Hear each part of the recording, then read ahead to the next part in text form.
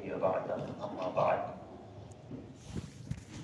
عزت و احترام کے لائق بزرگوں اور بھائیوں،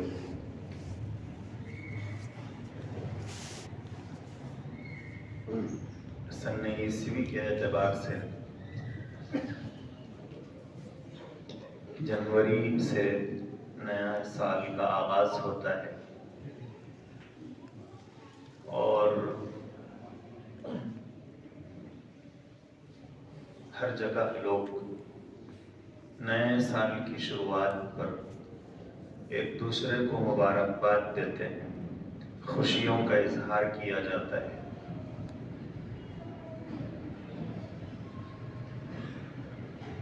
نئے سال میں داخل ہو جانا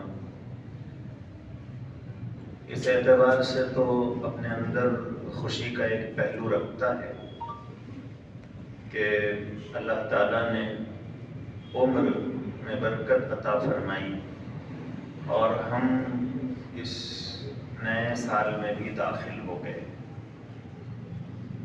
لیکن حقیقت کی نگاہ سے اگر دیکھا جائے تو یہ خوشی سے کہیں زیادہ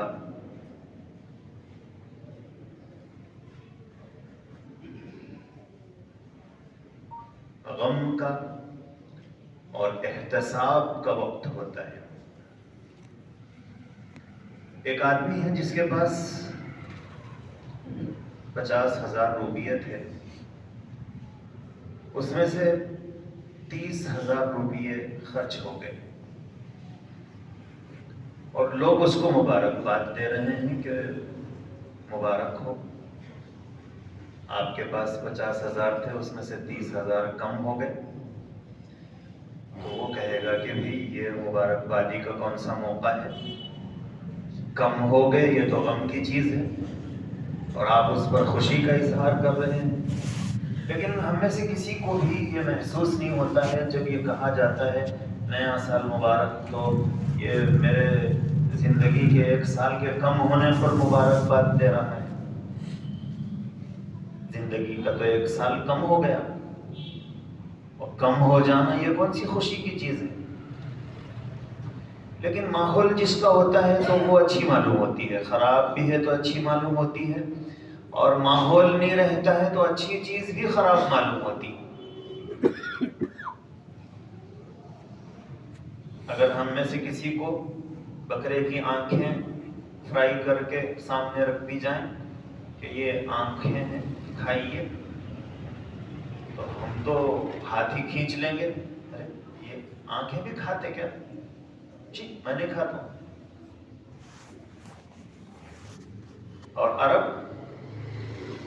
اگر ان کے دسترخوان پر بکرے کی منڈی رکھی ہوئی ہے تو اس کا سب سے پہلے ہاتھ آنکھوں پر جائے گا اور سب سے پہلے آنکھیں نکال کر کھاتا ہے.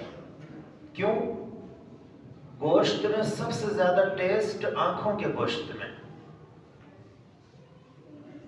اللہ نے حلال کیا ہے، حلال ہے، مکروہ بھی نہیں ہے، بس ہمارے پاس ماحول نہیں ہے. ماحول کی وجہ سے ایک اچھی چیز کو ہم خراب سمجھتے ہیں.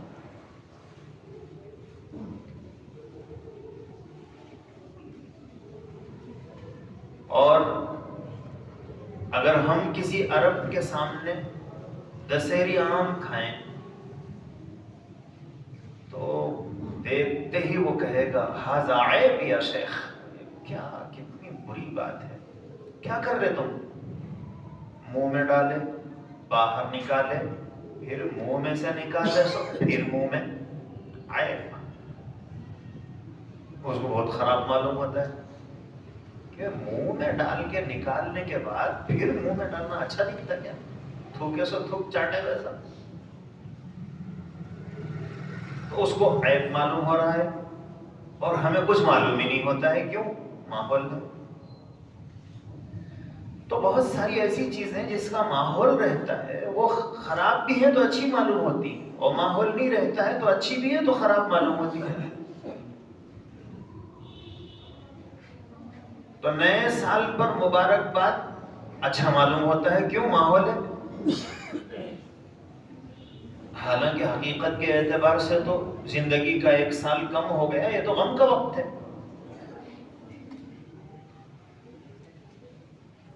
یہ نئے سال کی شروعات، یہ یوم احتساب ہے کہ 2025 اللہ تعالیٰ نے مجھے اپنے فضل سے عطا فرمایا تھا۔ میں نے اس 2025 میں کیا کیا؟ 1 سال میں کہاں تک پہنچا؟ 1 سال میں میری کتنی نمازیں ہوئی، کتنی چھوٹی؟ 1 سال میں میرے کتنے روزے قضا ہوئے تھے اور میں نے اس کو ابھی پورا نہیں کیا؟ کتنے روزے میں نے نفل رکھے؟ میں نے تہجد کتنی مرتبہ پڑھی؟ قرآن کریم کی تلاوت میں نے سال بھر میں کتنی مرتبہ کی؟ کیا پورے 1 سال میں ایک قرآن بھی میں مکمل کر سکا؟ اور اگر سال بہت اچھا گزرا کہ میں نے قرآن کی تلاوت بھی کی، نوافل کا اہتمام بھی کیا، نمازیں بھی قضا نہیں ہوئی، روزے بھی میرے مکمل ہوئے، تو اللہ کا شکر ادا کرنا چاہیے کہ سال بہتر گزرا۔ اور اگر ایسا نہیں ہوا تو پھر اللہ نے ایک اور موقع دے دیا ہے کہ گزرے ہوئے سال کی تلافی کر لو، اور یہ سال اس انداز سے مت گزارو جیسے گزرا ہوا سال گزرا تھا۔ اب کچھ ہوش کے ناخن لو کہ اس سال اب نماز نہیں چھوڑوں گا، اللہ کی نافرمانی سے بچوں گا، طاعات و عبادات میں اپنا وقت خرچ کروں گا، اپنے نیکی کا جو معیار ہے، جو اسٹینڈرڈ ہے، اس کو بڑھانے کی کوشش کروں گا۔ یہ یوم احتساب ہے کہ گزشتہ سال ہم نے اپنے ماں باپ کی کتنی خدمت کی، رشتہ داروں کے ساتھ میں نے کیا سلوک کیا، کچھ اچھا ان کے ساتھ برتاؤ کیا، رشتہ داروں کی خدمت کی یا نہیں کی۔ اللہ کے پیغمبر علیہ السلام نے ہماری جو تربیت فرمائی اور ہمیں ہر پہلو سے بہتر بنانے کی جو کوشش کی، تو حضور فرماتے ہیں کہ نسب کو یاد رکھو تاکہ تم رشتہ داروں کے ساتھ اچھا سلوک کر سکو۔ اس کا کیا مطلب ہے؟ اس کا مطلب ہم لوگ رشتہ داروں کو یاد رکھتے ہیں۔ ہمارے رشتہ دار کون ہیں؟ باپ دادا، ماں نانا۔ ادھر دادا اور ادھر نانا پہ جا کے ہمارے رشتے ختم ہو جاتے ہیں۔ اس کو نسب نہیں کہتے ہیں۔ دادا کے کتنے بھائی تھے اور ان بھائیوں کو کتنے بچے اور کتنے بچیاں تھیں، پھر ان کی جو اولاد ہے وہ کہاں ہے، وہ کس حالت میں ہے،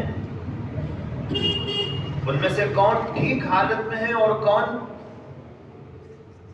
وہ خدمت کے محتاج ہیں، انہیں ضرورت ہے کہ ان کی خدمت کی جائے، ضرورت ہے کہ ان کے ساتھ اچھا سلوک کیا جائے۔ تو حضور فرماتے ہیں کہ اس کو یاد رکھو۔ اور ہم دادا کے بھائی، پھر ان کے بچے، وہ بچوں کے بچے، دور کا رشتہ ہے۔ وہ دور، اتنا دور بولتے ہیں کہ انہیں حضرت آدم علیہ السلام تک چلے جاتے۔ تو حضور یہی کہہ رہے ہیں کہ دور کا رشتہ بھی یاد رکھو۔ نسب اسی کو کہتے ہیں، نسب صرف باپ دادا کو نہیں کہتے ہیں، نسب یاد رکھو۔ اور اس کی وجہ یہ ہے کہ تم کسی عام غریب کے ساتھ حسن سلوک کر رہے ہو، اس کے ساتھ اگر کوئی معاملہ کر رہے ہو، تو جو تمہیں نیکیاں ملتی ہیں، اگر تم اپنے کسی رشتہ دار کے ساتھ کر رہے ہو تو تمہیں اسی عمل کے بدلے میں ڈبل نیکیاں ملیں گی۔ آپ نے کام وہی کیا، وہی 100 روپے خرچ کیے، لیکن رشتہ دار ہے اور محتاج ہے، ضرورت مند ہے، آپ نے اس کو دیا تو آپ کو ڈبل ثواب مل گیا۔ یہ کب ہوا؟ جب آپ نے نسب یاد رکھا۔ تو میں نے اپنے رشتہ داروں کے ساتھ کیا کیا، اور اگر نہیں کیا تھا تو مجھے اب کرنا چاہیے، اس سال اس میں کوتاہی نہیں کرنی چاہیے۔ ہم لوگ اپنے رشتہ داروں کے سلسلے میں اور قریبی لوگوں کے سلسلے میں ہمارا ایک رویہ ہے، اور وہ یہ ہے کہ ایک آدمی نے ہمارے اوپر بہت سے احسانات کیے، ایک مرتبہ اس کی طرف سے کچھ ایسی چیز ہو گئی جو ہم نہیں چاہتے تھے، بس اس کی پچھلی سارے نیکیوں پر ہم اسی وقت پانی پھیر دیتے ہیں، جھاڑو مار دیتے ہیں۔ یہ کون سا انصاف ہے؟ ہمیں یہ دیکھنا چاہیے کہ ہمارے اس رشتہ دار سے، ہمارے اس پڑوسی سے اور ہمارے اس دوست سے مجھے اگر 10 مرتبہ فائدہ ہوا اور ایک مرتبہ جو فائدہ ہونا چاہیے وہ نہیں ہوا، تو کیا ایک مرتبہ کا فائدے کا نہ ہونا وہ 10 مرتبہ کے فائدوں کے اوپر جھاڑو پھیر دینا چاہیے؟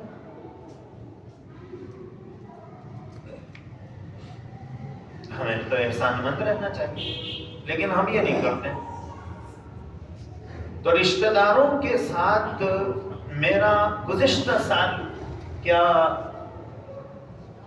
حسن سلوک رہا، یہ حساب کا دن ہے، اور اگر نہیں تھا، میں نہیں کر سکا، تو مجھے اس سال کرنا چاہیے۔ اور دنیا میں کہاں تک آگے بڑھا؟ اگر میں ملازمت کرتا ہوں تو میں نے اپنی ملازمت کے ساتھ کتنا انصاف کیا، اور اگر میں تجارت کرتا ہوں تو تجارت میں نے گزشتہ سال کس انداز سے کی ہے؟ کیا اسی ڈھنگ سے کی ہے جس ڈھنگ سے تجارت کی جاتی ہے، یا پھر اس میں کچھ کمزوری تھی، خامیاں تھی، جس کی وجہ سے میں آگے نہیں بڑھ سکا؟ ہم لوگ جو ہیں خاص طور پر، میں نہیں کہتا ہوں کہ مسلمان تو بہت ساری جگہوں پر ماشاءاللہ تجارت میں بہت آگے، ہم لوگ جو دکن کے علاقے کے ہیں، خاص طور پر تلنگانہ کے ہیں، ہمارا مزاج تجارت والا نہیں، ہمارا مزاج ملازمت والا ہے، نوکری والا۔ وجہ اس کی یہ ہے کہ ہندوستان میں آخر تک جہاں مسلمانوں کی حکومت رہی ہے یہ وہ علاقہ ہے، آخر تک بھی یہاں نواب تھے،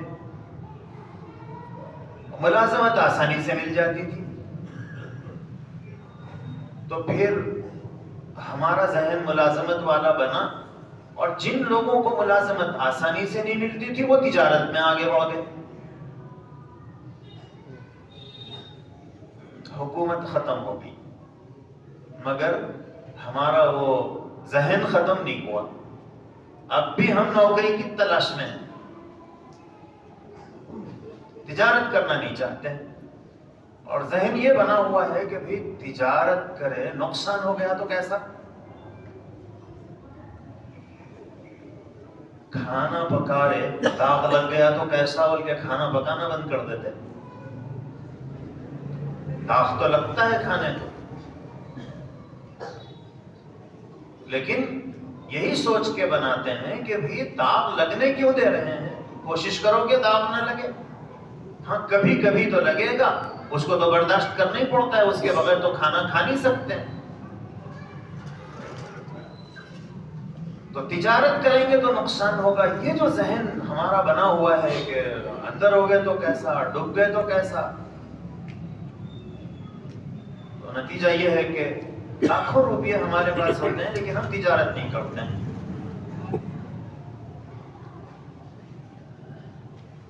اپنے اطراف ہم لوگوں کو دیکھتے ہیں کہ جو لوگ تجارت پیشہ ہیں، جو تجارت جن کے ذہن میں ہے، آپ ان کو دیکھیں کہ اس کی دکان 50 لاکھ کی ہوگی اور گھر کرائے کا ہوگا، اس لیے کہ وہ 50 لاکھ سے ماہانہ 1 لاکھ روپے کمائے گا، 15,000 روپے کرایہ دیتا، 80,000 روپے اس کو بچ جاتے۔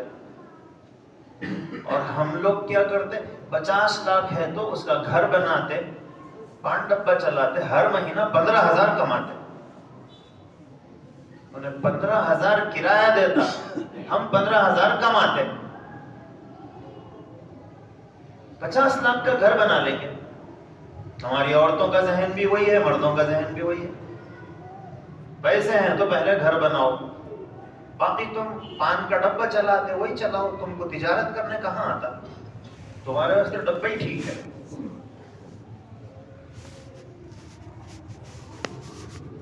تو یہ جو تجارت کی طرف سے ہمارا ذہن پلٹا، یہ خطرہ ہے، اور خطرہ جس میں رہتا ہے اسی میں تو فائدہ بھی رہتا ہے۔ اللہ کے پیغمبر علیہ السلام نے فرمایا کہ تجارت میں اللہ نے 9 حصے برکت رکھی ہے، وہ برکت ہمیں کیوں نظر نہیں آ رہی؟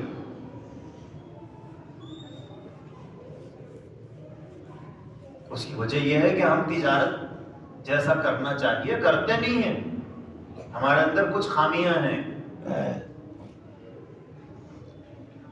اور وہ یہ ہے کہ ہم جو بھی گڑھا کھودتے ہیں صرف 5 فٹ کھودتے ہیں،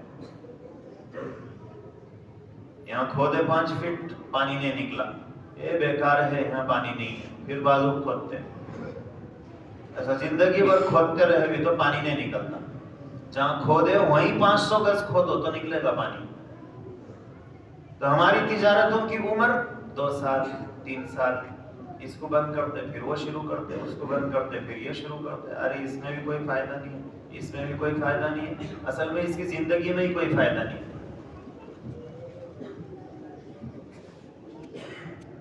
ہمارے اندر ایک اور کمزوری ہے،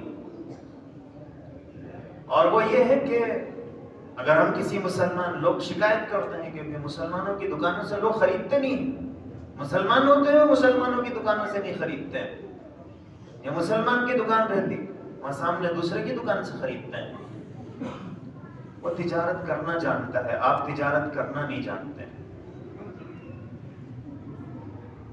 ہم دکان میں وہی سامان رکھتے جو روزانہ بکتا، اور وہ اپنی دکان میں وہ سامان بھی رکھتا جو سال میں ایک بار بکتا، اور رکھے گا، اسے خراب ہوگا پھینک دے گا، پھر لا کر رکھے گا، کیوں؟ اسے معلوم ہے گل وہی ہے، اسی سے باقی یہ سامان بکتا ہے، اور ہم جو روزانہ بکا وہ لا کے رکھتے۔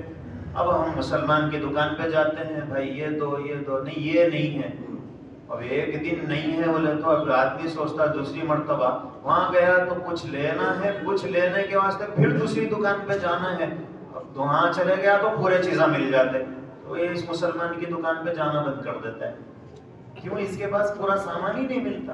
یہ تو بس ایسا رہنا کہ جانا پیسے آنا، یہ اس کا اصول ہے، نقصان نہیں ہونا۔ تو اس لیے ہم اپنی دکان میں سارا سامان نہیں رکھتے۔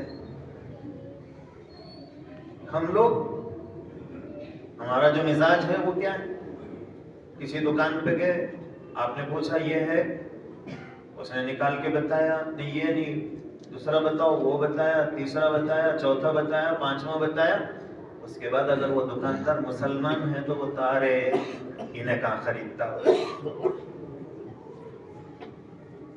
اور غیر مسلم ہے تو وہ اور نکال کے بتائے گا، جو ہم نہیں پوچھ رہے ہیں وہ بھی نکال کے بتائے گا، صاحب یہ بھی ہے، اور آخر میں ہم نے کہا کہ مجھے نہیں چاہیے، مجھے فلاں چیز چاہیے، بولے آپ 2 دن کے بعد آئیے، نیا اسٹاک آنے والا ہے، جب آپ کو وہ چیز مل جائے گی۔ تو وہ یہ کہتا ہے اور ہم یہ کہتے ہیں۔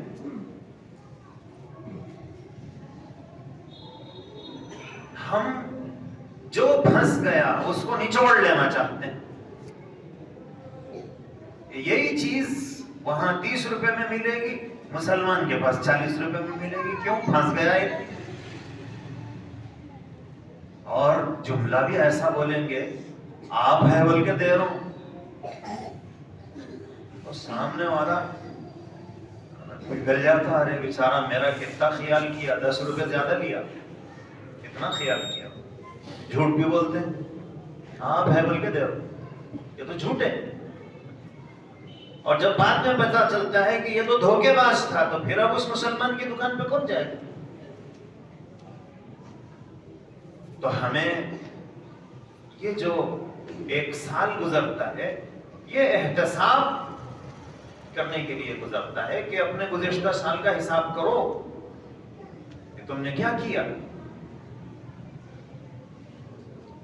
اور آئندہ جو سال ہے اس کو بہتر بنانے کی اور گزارنے کی کوشش کرو. اللہ تعالیٰ مجھے آپ کو صحیح توفیق، صحیح سمجھ نصیب فرمائے. ہم لوگ ہی نہیں، عربوں کا بھی تقریباً یہی مزاج ہے، تلنگانے والے ہی ہیں وہ لوگ بھی. ابھی چند دن پہلے ایک دکان میں ہم لوگ گئے، ہمارے ساتھ کچھ اور لوگ تھے، تو انہوں نے ایک 15-20 چیزیں انہوں نے سلیکٹ کی اور اس کو بٹی میں رکھا. اس کے بعد پھر ان کو سمجھ میں آیا کہ نہیں یہ چیز ٹھیک نہیں ہے، تو اس میں سے نکال دیے، اور ایک چیز ٹھیک نہیں ہے وہ نکالے. وہ دکاندار دیکھ رہا تھا کہ یہ سلیکٹ کیے، اس کے بعد پھر نکال رہے ہیں. پھر کاؤنٹر پہ گئے تو وہاں اور پھر 2-3 چیزیں انہیں ٹھیک نظر نہیں آئی تو وہ نکالے. تو وہ مسلمان تھا، وہ اب باقی تو خرید رہے تھے نا، وہ بٹی ہاتھ میں سے لے کے جاؤ. پاگل بھئی 20 سلیکٹ کیے تھے، اس میں سے کم 7 تو لے رہے ہیں نا، گراہک تو ہو رہا ہے، مگر ہم تو پاگل ہیں، اس واسطے ہم کو تجارت کرنے کہاں آتا ہے؟ جو 7 لے رہا اس کو بھی چک. اب دوبارہ اس کی دکان پہ کوئی جائے؟ اسلام نے تو ہمیں یہ سکھایا تھا کہ یہ تو ابھی لینے سے پہلے نکال رہا ہے. فقہ اسلامی میں مستقل عنوان ہے، احادیث میں مستقل حدیثیں ہیں، باب خیار البیوع کے نام سے، کہ خریدنے کے بعد 3 دن تک واپس کرنے کا اختیار. 3 دن میں بھی اگر کوئی پسند نہیں آئی تو آپ واپس کرو. اور ہم تو نو ریٹرن بول کے لکھ کے لگاتے ہیں. اس لیے دکان کھول کے بیٹھے ہوئے ہیں، چل نہیں رہی ہے. آن لائن کاروبار چل رہا ہے، اس لیے کہ آن لائن والے اسلام کی تعلیم پہ عمل کر رہے ہیں. پسند نہیں آیا دیکھو واپس کر دو، آپ کے پیسے آپ کو مل جائیں گے. اور ہم پسند نہیں آیا کہ کچھ تھا تو واپس نہیں ہوتی چیز، جاؤ. ہمارے ذہن میں یہ ہے کہ پھر ایسا واپس بھی ہے تو دکان چلتی، لیتا واپس کر دیتا، لیتا واپس کر دیتا. اس کو بھی پاگل بن کے کتنے لوگ واپس کریں گے؟ 100 میں 2-3 لوگ واپس کرتے ہیں، باقی 98 لوگ تو واپس کرنے والے نہیں ہوتے. لیکن چونکہ ہم تجارت کے گر اور سلیقے کو جانتے ہی نہیں ہیں، اس لیے ایسی چیزیں اختیار کرتے ہیں جس سے گاہک بدنام ہو جاتا ہے. اللہ تعالیٰ جو بھی نصیب کرنا ہے، جو لوگ سنت نہیں پڑھے